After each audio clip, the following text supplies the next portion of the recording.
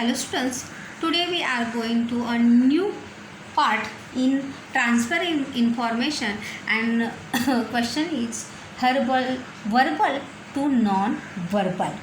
इसमें जो है हमने how to write and how to explain ये हमने लास्ट टाइम यहाँ पर इसको देखा था। तो किस प्रकार से इसका क्वेश्चन जो है यहाँ पर हमें पैराग्राफ दिया जाता है एंड पैराग्राफ के माध्यम से जो है हमें उसका डायग्राम या वेव्स या चार्ट जो है flow chart table chart view I to prepare.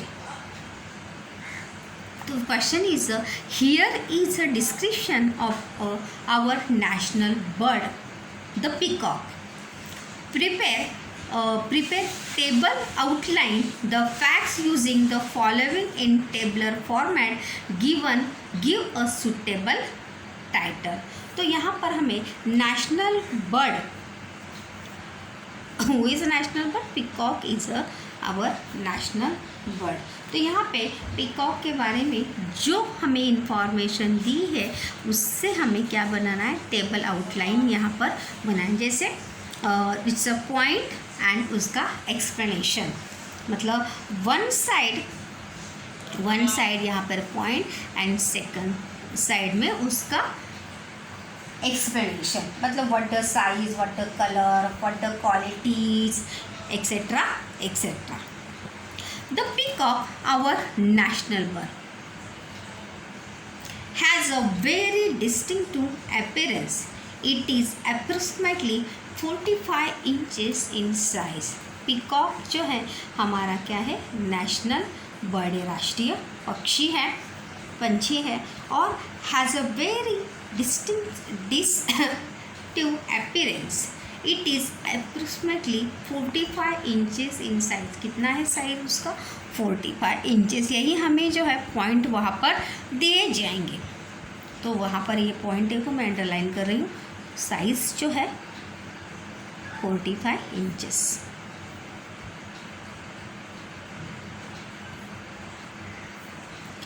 Only the male has a crest. ये भी हम यहाँ पर लिख सकते हैं, ये भी यहाँ पर पॉइंट है। Only the male has a crest. The beak of the peafowl is a very sharp. Beak, उसकी चोंच कैसी है, इट्स अ वेरी शार्प। ये भी पॉइंट यहाँ पर आएगा। Compared to the rest of its body, the head of the peacock is a very small। ये भी यहाँ पर आएगा, head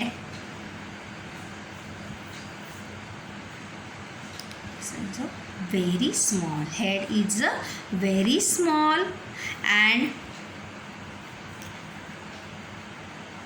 the body, its body is a green color।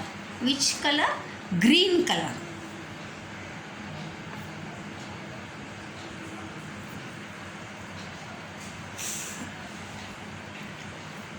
The peahen is easily distinguished by a brownish tint on its feathers। उसका feathers and tails भी कैसा है, brownish।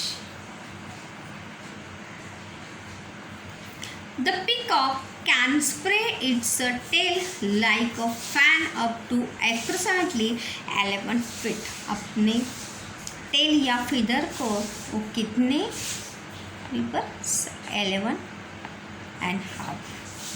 How much feet, 11 and half, 11.5 feet. The tail feathers are metallic green in colour. कौन सा colour रहता है, metallic green.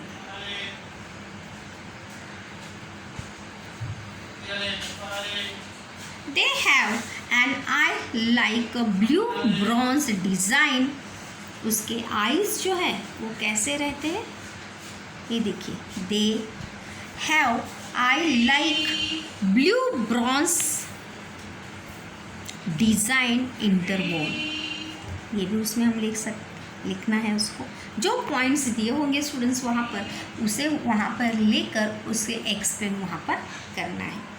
The other feathers of the peacock's body and head are metallic green in color. और बाकी के पंख, feathers यानी पंख, कौन से कलर के रहते हैं? मेटालिक ग्रीन कलर के वहाँ पे जो है उसके पंख होते हैं. The claws of the peacock are very sharp. ये भी हमें लिखना है.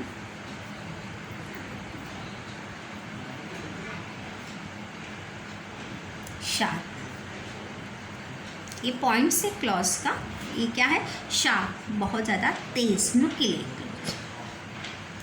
They have good grip for रूस्टिंग and praying. उनका ग्रिप कैसा है? बहुत ज़्यादा रूस्टिंग एंड प्रेइंग. ये ग्रिप, गुड ग्रिप फॉर किसके लिए? रूस्टिंग एंड किसके लिए? रूस्टिंग एंड प्रेइंग के लिए उनका ग्रिप जो है बहुत ही अच्छा है. The eyes of this bird are starling blue and the bird eyes are very sharp vision. यहाँ पर देखिए उनके आईज के बारे में भी यहाँ पर पॉइंट यहाँ पर दिया है. यहाँ पे देखिए the eyes of this bird are starling. Starling blue, कौन सा कलर है? Starling blue. And the bird was very sharp on vision. उनकी नज़र जो है क्या होती है? बहुत ज़्यादा तेज उनकी नज़र जो है होती है. तो जिन जिन पॉइंट्स को मैंने, which points are I underline this now, तो the point these points are explained in a table outline.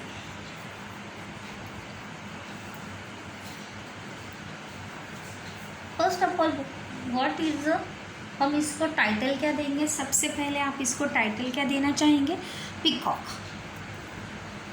And देखो यहाँ पर ये पॉइंट्स यहाँ पर दिए, जो पॉइंट्स को मैंने underline. Size, what the size? 45 inches. Crest, crest क्या है?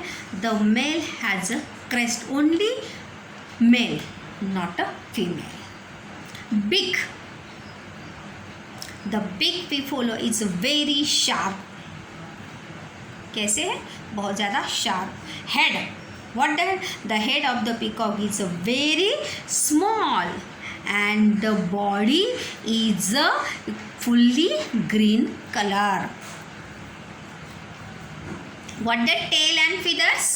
The tail feathers are metallic green color and approximately the peacock can spread its tail like a fan of approximately 11